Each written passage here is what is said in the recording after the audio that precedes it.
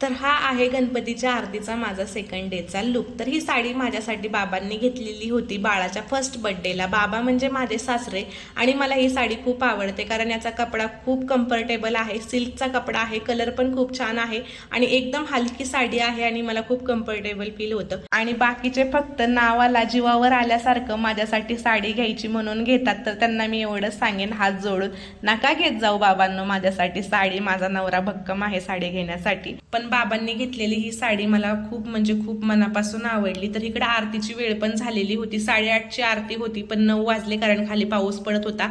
आज 3ऱ्या फ्लोअरच्या लोकांचा आरती करायचा मान होता, तर ते गणपती पुढे जाऊन आरती करत होते। आम्ही पार्किंगमध्ये थांबूनच टाळ्या वाजवत होतो।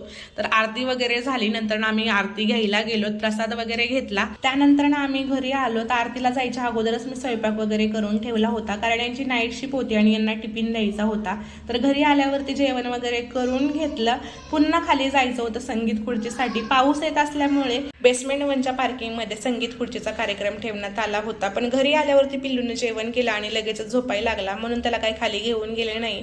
तर आजचा व्हिडिओ एवढाच होता, आता भेटू नेक्स्ट व्हिडिओ।